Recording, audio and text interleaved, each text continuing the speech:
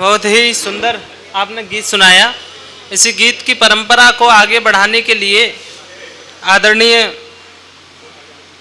Doctor Govind गजब जी, जो कि राजबरेली से हमारे मध्य आए हैं आशीर्वाद देने के लिए, हम उनके छोटे हैं और छोटे की मर्यादा क्या होती है, उनको बड़ों को कैसे सुना जाता है, ये आपसे बेहतर कोई नहीं जानता। तो एक बार बड़े गीतकार के लिए बड़े गीतकार की तरह ही आप सभी उनका स्वागत करें, उनके लिए ताली बजाएं। आदरणीय डॉक्टर गोविंद गजब भैया जी। बहुत बहुत धन्यवाद भैया। मैं दूसरे सत्र का उपाध्यक्ष हूं। इसके पहले के अध्यक्ष जी भी पढ़ के चले गए। खैर, कभी कभी होता है किसी किसी को, अब उन्हें दूसरे कार्यक्रम में जाना था। हालांकि मैं 2 कार्यक्रम पहले नहीं लेता हूं, ज्यादातर एक ही कार्यक्रम लेता हूं। आज मेरे भी 2 कार्यक्रम थे, लेकिन दूसरा कार्यक्रम किसी कारण से कैंसिल हुआ। मुझे बड़ी संतुष्टि हुई। मेरा मन हमेशा ये होता है कि पहले जाऊं और आखिर तक बैठूं। ये मेरी कोशिश होती है कि हर कार्यक्रम में इतने समय तक रहूं। मैं कभी बीच से गया तो मुझे बड़ी समस्या होती, मैं पीड़ा में रहता हूं। लेकिन आज इन बच्चों को सुन के, सिर्फ बच्चे ही नहीं कुछ बड़े भी पढ़े हैं, उन्हें भी सुन के बहुत आनंद आया। और ये काव्यांश परिवार साहित्य लोक काव्य मंच ने जो इतना सुंदर आयोजन किया है, इन्हें इतने सुंदर आयोजन की बहुत बहुत बधाई। मैं आप लोगों के लिए तालियां अपने मंच से भी मांगता हूं, और वाकई आप लोगों ने बहुत श्रेष्ठ काम किया है। एक छोटा सा निवेदन और करना चाहता हूं। एक छोटी सी संस्था, मैं कविता कम कर लूंगा, थोड़ा सा बोलना चाहता हूं। इसलिए बोलना चाहता हूं कि कुछ बड़ा हूं, कुछ छोटे बच्चों से, कुछ छोटा हूं बड़े भाइयों से। दिलीप भैया बैठे हैं, आदरणीय बैठे हैं, तमाम सारे बड़े लोग हमारे चले गए। तो कुछ जिम्मेदारी हमारी भी होती है।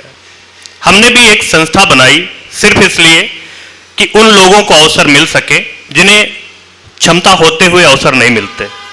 दूसरा, एक और बड़ी विषम परिस्थिति है। कवयित्रियां जो मंचों पर आना चाहती हैं, उनसे सीधे कहा जाता है कि आपको समझौते करने पड़ेंगे तो आप मंचों पर आ पाओगी।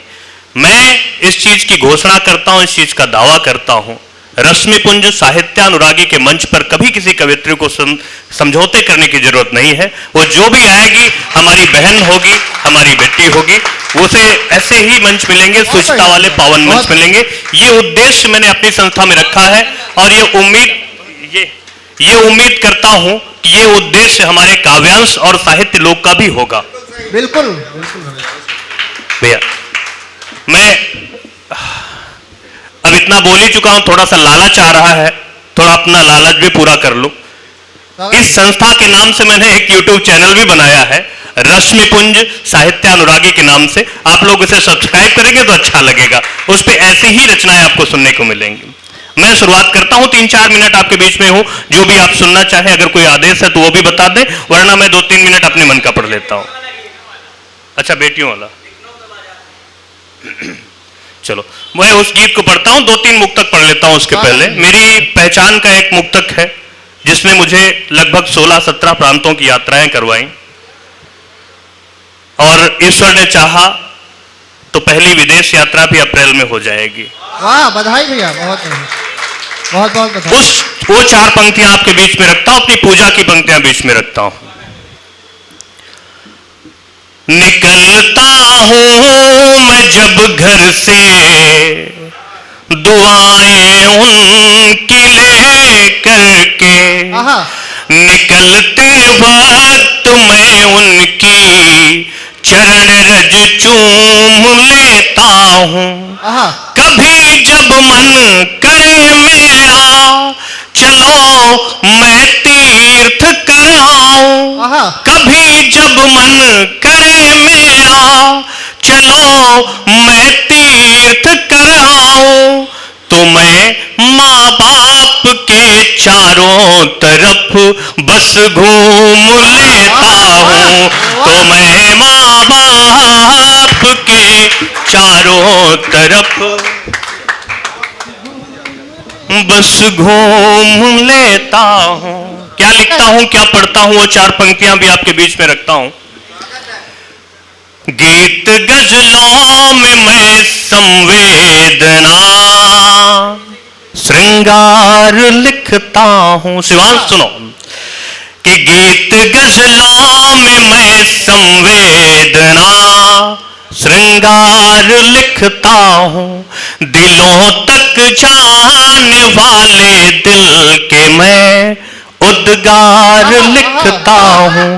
कौन जाने ये दिल अपना धड़कना बंद कब कर दे। कौन जाने ये दिल अपना धड़कना बंद कब कर दे। इसी से छोड़ कर सब नफरतें बस प्यार लिखता हूं। इसी से छोड़ कर सब नफरतें। और क्यों प्रेम लिखता हूं ये भी सुन ले तो और अच्छा लगेगा कि सब प्रेम से भरा हुआ मन ढूंढ रहे हैं। सब प्रेम से भरा हुआ मन ढूंढ रहे हैं। पतझड़ में भी खिलते से सुमन ढूंढ रहे हैं। रखने को मान प्रेम का सब जानते हुए। रखने को मान प्रेम का सब जानते हुए। भगवान भी सोने का हिरन ढूंढ रहे हैं। भगवान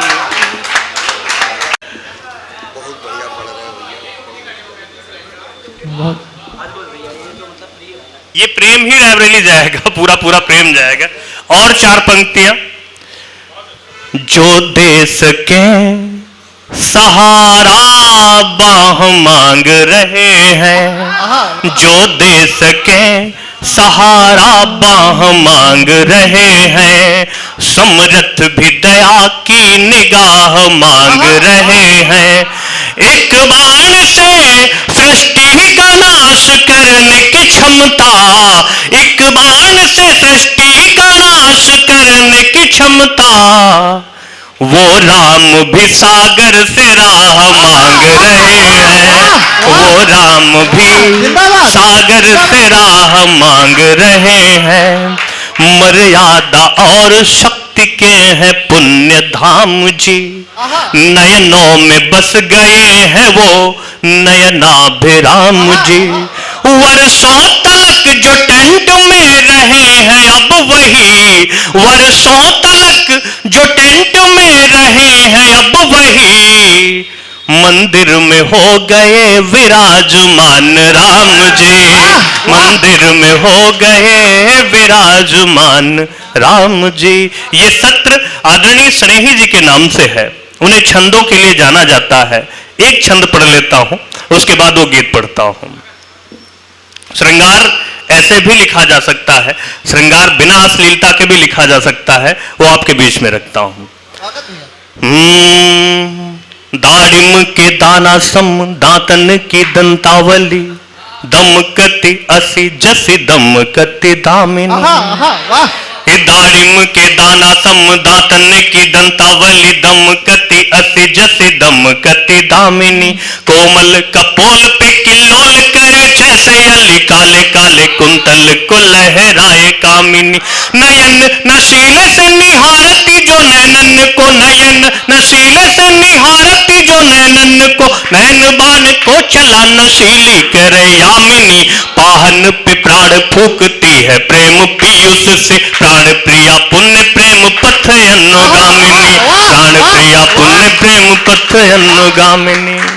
समय कम है, मैंने ज्यादा लिया इसलिए कि 2 सत्र था तो मैंने थोड़ा सा ज्यादा ले लिया।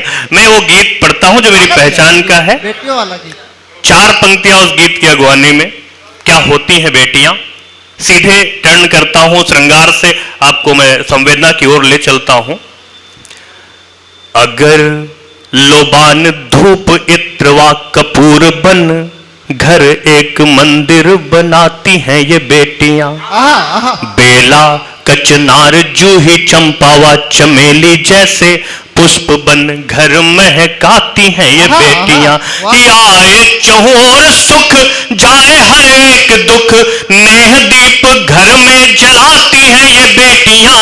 उम्र बढ़ जाए उन भाग्यवान माँ पिता कि जिन घर लक्ष्मी बन आती हैं ये बेटियां, जिन घर लक्ष्मी बन आती हैं ये बेटियां, इतनी काबिल होती हमारी बेटियां, फिर भी तरह तरह की यातनाएं उन्हें झेलनी पड़ती। बिना किसी भूमिका के इस गीत को पढ़ता हूं, बेटियों के विवाह के समय का वो गीत उठाता हूं, आपके चरणों में रखता हूं।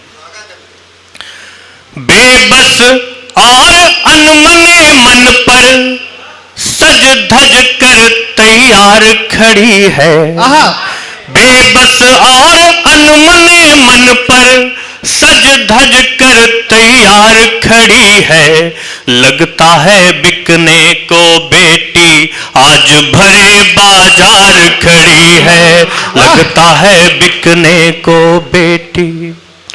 कोई कहता नाक बड़ी है, कोई कहता कद छोटा है, कोई कहता दुबली है कुछ, कोई कहे होठ मोटा है, कोई ज्यादा उम्र आंकता, कोई आंखें भूरी कहता, कोई कहे सांवला रंग है, बेबस मन क्या क्या है सहता, सहती है अपमान निरंतर, सहती है अपमान निरंतर, हो करके लाचार खड़ी है, लगता है बिकने को बेटी आज भरे बाजार खड़ी है।